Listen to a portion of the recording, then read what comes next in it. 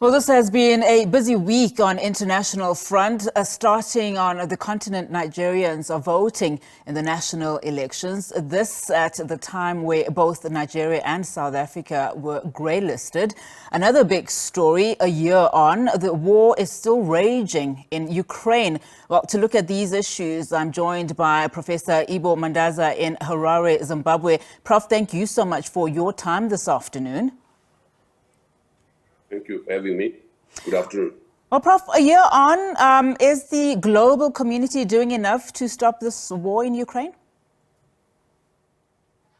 Well, I think there's this wonderful initiative by China, the 7-point plan for peace, which both Kiev and Moscow appear to have welcomed. I think it's a major breakthrough in my view. It's too early to say which way it's going, but I think it's a wonderful initiative on the part of China. Well, let's talk about that. How do you think it will play out? That the president of China, proposing the 7-point peace plan that I'm sure, I have no doubt we'll hear more of, particularly as you look at, other countries like South Africa who choose to have some form of a neutral stance.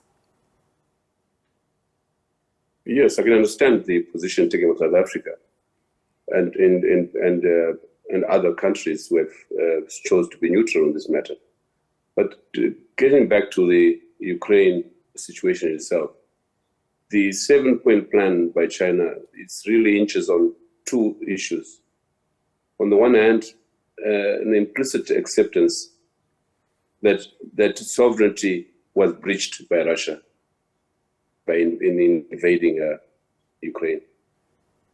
And so that principle of the sovereignty and non-interference in the affairs of the neighboring country is an important principle under the UN and international law. On the other hand, the peace plan also recognizes the security concerns of Russia, which concerns become inadvertently more serious given the extent to which the Ukraine war has become a proxy war with the involvement of the US. We have put in something close to 30 billion, $29.8 billion US dollars worth of equipment, arms into the war, not to mention NATO as a whole. So we have a proxy war, and it's one in which, even if Russia is to blame for having started the war last year, it's nevertheless true that its security concerns are serious and have to be taken account of. So basically, that's what China is about, trying to reconcile the two positions. It's going to be difficult, but I think it's a good start. Prof, as you've mentioned, many might understand South Africa's, neutral stance. But just talking about South Africa, the country has been under pressure, tremendous pressure from the north, particularly the United States of America. Now, the role of South Africa on the international stage is again tested, especially at a time where this country is experiencing some of its own internal challenges, with the energy crisis being at the top of the list. Is Pretoria up to the task currently? Yes, I believe so. I believe it is that the blame game is on the US itself. I think it's sheer bullying on the part of the US to expect that South Africa might side with it.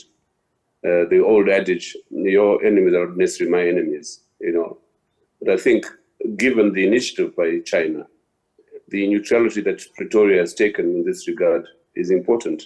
It helps the peace process rather than fueling it.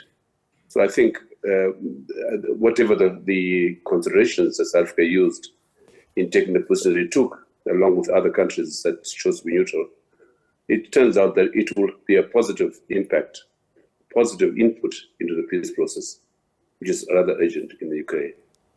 Let's talk now about, the AU Peace and Security Council. Of course, as you know, President Cyril Ramaphosa currently the chair there. There is currently so much happening, in the African continent in terms of elections, particularly as well as looking at security, which is always a challenge. Just what's your reaction on what is happening on that front?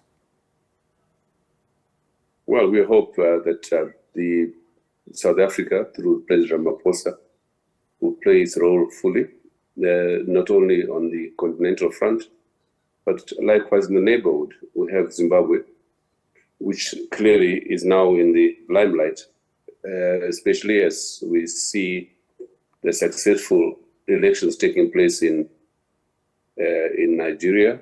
And to quote Malema, that we're having an election in which 93 million people are involved, voters, and no drop of blood. It's a salutary lesson for us in the neighborhood in Zimbabwe, where since 2000, every election has been disputed. Every run-up to the election has been accompanied by violence. Already we have a record cases of violence already, five months ahead of the election. So Ramaphosa has the work cut out for him across the continent and in particular in the neighborhood. And we hope that President Ramaphosa will soon announce his cabinet to instill confidence, not only at home in South Africa, but also in the region, as South Africa is a key factor in our region and on the continent, along with Nigeria. Prof, thank you so much for your time and your analysis, of course, on everything that is currently happening within the continent in terms of politics. Professor Ibbo Mandaza, and he's coming to us live there from Harare, Zimbabwe.